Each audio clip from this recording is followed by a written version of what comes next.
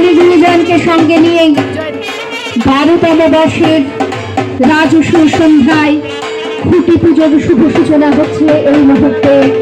আরো একবার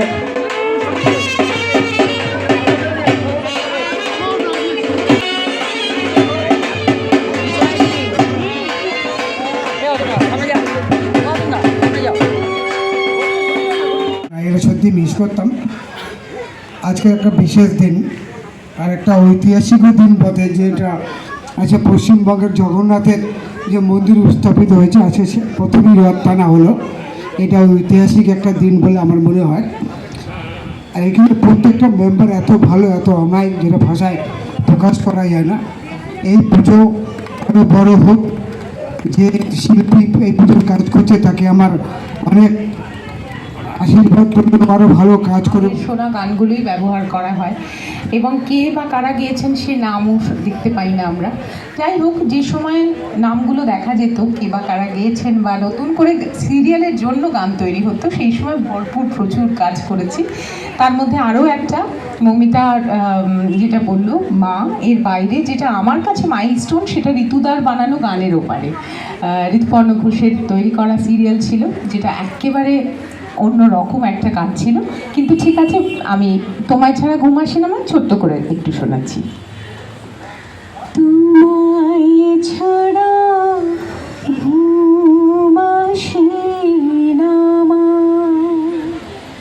মগু, তোমায় ছাড়া ঘুম আসে না। আর এখানে আমাকে আমন্ত্রণ জানানোর জন্য প্রথমেই এই পুজো কমিটির যিনি সেক্রেটারি অমল হাজরা মহাশয়কে অনেক অনেক ধন্যবাদ। মৌমিতাকে অনেক অনেক ধন্যবাদ আমার সঙ্গে যোগাযোগ করবার জন্য, এবং আমাদের উপবিষ্ট সমস্ত অতিথিকে অনেক অনেক আমার তরফ থেকে শুভেচ্ছা ও ভালোবাসা। আর আমি তো আপ্লুত, আমি আপনার অনেক বড় ফ্যান, এবং এটা চোখের সামনে দেখতে পেয়ে আমি একদম অভিভূত হয়ে গেছি, এত সুন্দর। আর আজকে সত্যি এসে মনে হচ্ছে যে পুজো এসে গেছে একদম। এখানে পুজোর আবহাওয়া, এবং আমার যেটা ঢুকেই এখানে মনে হয়েছে একটা কোথাও না খুব শিল্পের ছাপ আছে এখানে। সব পুজোতেও তো এখন পুজোগুলো ভীষণ অনেকটা মেকি হয়ে গেছে তো, কিন্তু এখানে একটা কোথাও এসে প্রাণ খুঁজে পেলাম, বেশ ভাল লাগছে। এবং মৌমিতা এইসব কাজের এত কিছু বললো চললো, এখানে রথ চালানো শুরু হয়ে গেছে। তো কর্মজীবনের মতো চলতে থাকবে। এবং আপনারা যে ভালোবেসে এত বছর ধরে আমাকে দেখছেন টিভির পর্দায়, সিনেমার পর্দায়, আমি প্রচুর অনুষ্ঠান হোস্ট করি, তো ওই ভালোবাসাটুকু না থাকলে মনে হয় পেতাম না। রথ, এবং এই সময় থেকে আমাদের মনটা একদম দুর্গা পুজোর দিকে ছুটে যায়। আর এরকম একটা সুন্দর অনুষ্ঠান আমি খুব কাছেই থাকি। যে মুহূর্তে মৌমিতা আমাকে জানায়, আমি বলেছিলাম যে আমি ডেফিনেটলি চেষ্টা করবো আসতে। আর এখানে এসে তো পরম পাওয়া, যাদের সাথে আমি বসে রয়েছি। আমি জানি না এই স্টেজে বসার যোগ্যতা আমার আছে কি না, কিন্তু সত্যি পরম ঈশ্বর কৃপাময়, এবং এরকম একটা শুভ দিনে এত সুন্দর একটা অনুষ্ঠানে আমায় আমন্ত্রণ করার জন্য প্রত্যেককে ধন্যবাদ জানাই। বিশেষ করে ধন্যবাদ জানাই মৌমিতাকে। বেশি কথা বলবো না, এত কথা বলতেও পারি না। যে গান না হলে পুজো হয় না, পুজোর দিকে মন চায়, মন ছুটে যায়।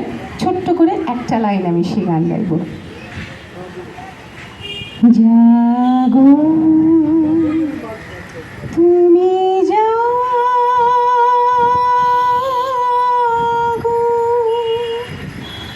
জাগো দুর্গা, জাগো দশ প্রহরণধারিণী, উভয়া শক্তি বলু প্রদায়িনী, তুমি জাগো। দিদি, এই মুহূর্তে স্বাধীনতা উৎসব উদযাপন সমিতির একদম সামনে, আর সেখানে এসে একটি সুন্দর গানের মধ্য দিয়ে তুলে ধরলেন এই পাঁজর এবং স্বাধীনতা উৎসব সমিতিকে তাদের বার্তা। কি বলবেন? সব থেকে বড় কথা, আমি এখানে এসে আমার যেটা মনে হচ্ছে পরিবেশটা খুব সুন্দর। এইখানে পুজোটা এক্স্যাক্টলি আমারও খুব ইচ্ছে থাকলো যদি কলকাতায় থাকি একবার পুজোটা এসে দেখতে যাবে। সব থেকে বড় কথা একটা অ্যাম্বিয়ন্স হয় তো, একটা পরিবেশ, একটা অ্যাম্বিয়ন্সটা এত সুন্দর এবং বোঝা যায় যে এনাদের অ্যাম্বিয়ন্সে এনাদের যে রুচির ছাপ আছে তা একদম পরিষ্কার বোঝা যায়। আর সাথে সাথে শিল্পীদের একটা সুন্দর গান উপহার দিলেন, সেটা হচ্ছে মা দুর্গাকে স্মরণ করেই। হ্যাঁ, যদি দুটো লাইন একটু বলেন এখানে। আচ্ছা, যে কোনো। না হলে হ্যাঁ,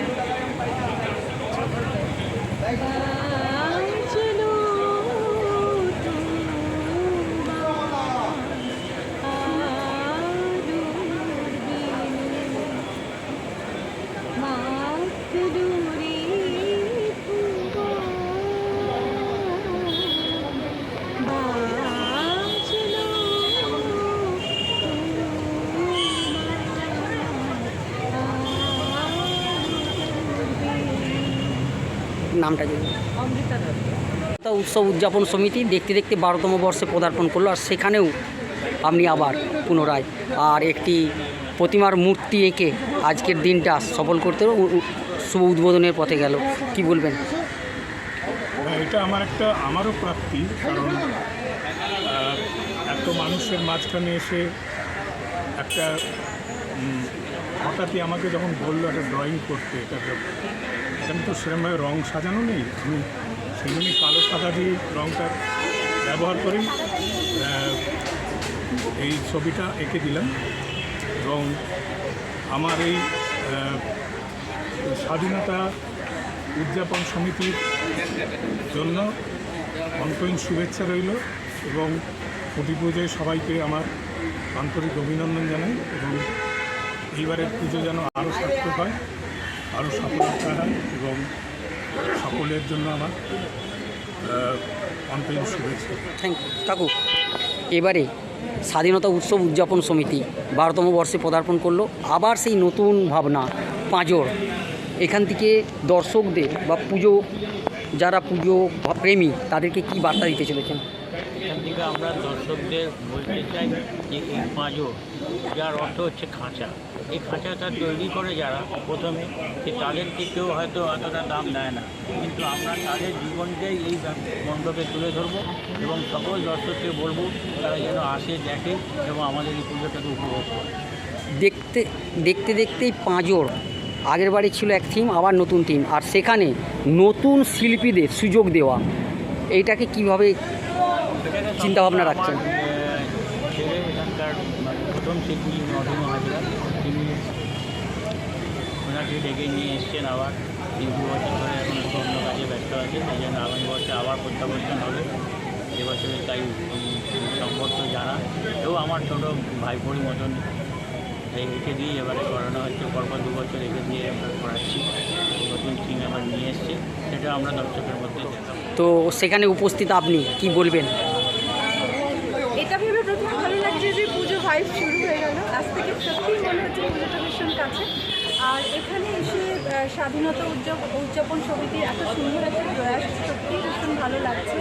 আর এতজন গুণী মানুষকে নিয়ে তাদের যে প্রচেষ্টা সেটা প্রশংসনীয়, এবং এবারের থিম পাঁজর, সেই পাঁজরটি দেখার কিন্তু আমার খুব ইচ্ছে রইল। তো আই এম ভেরি এক্সাইটেড, আশা করি পুজোর সময় পুজোকে আমি দেখার সুযোগ পাবো। এবং এই যে পুজো মানে তো আমাদের বাঙালিদের যে শিল্পকর্মের আর একটা বহিঃপ্রকাশ, এই যে এক একটা প্যান্ডেল মানে এক একটা কি বলবো, এক একটা শিল্পের খনি বলা যেতে পারে। তো সেরকমই কিছু হতে চলেছে এখানে, তো সেটা দেখার অপেক্ষায়। আরেকটা কথা বলবো যে এই স্বাধীনতা উৎসব উদযাপন সমিতি বরাবরই এখানকার যে সকল শিল্পীরা আর্ট কলেজ থেকে পাস করে আসছে তাদেরকে সুযোগ দেওয়ার চেষ্টা করছেন, তাদেরকে কি বার্তা দেবেন? বর্তমানে দেখুন, আমি তো একজন শিল্পী, সবসময় আমি এটা মনে করি একজন শিল্পীকে সুযোগ না দিলে সে তার শিল্প সত্তাকে কখনো প্রকাশিত করতে পারে না। কিন্তু যারা আর্ট কলেজ থেকে বেরোচ্ছেন তারা কিন্তু তরতাজা, তাদের কিন্তু নতুন কিছু করে দেখানো কিন্তু সেটা অনেক বেশি প্রবল, রাদার দেন যারা অনেক দিন ধরে এই জগতে আছেন তাদের তুলনায় আমার এটা মনে হয়। কারণ আমিও একদিন নতুন ছিলাম, আমারও অনেক কিছু করার তখন ইচ্ছে ছিল। তো সে জায়গা থেকে এরকম একটা প্ল্যাটফর্ম, এরকম একটা সুযোগ পাওয়াটা তাদের কাছে অত্যন্ত বড় একটি কি বলবো সুযোগ, এবং তারা আশা করি তাদের যে শিল্পকর্ম সেটি তারা একেবারে 100% দিয়ে কাজ করবে। আপনার নামটা? অনিন্দিতা সরকার, সিরিয়াল পিএস। আমি এখন সিরিয়াল করছি না, আমি ছবি আর হোস্টিং করছি। তো আমার লাস্ট রিলিজ ফেলবে।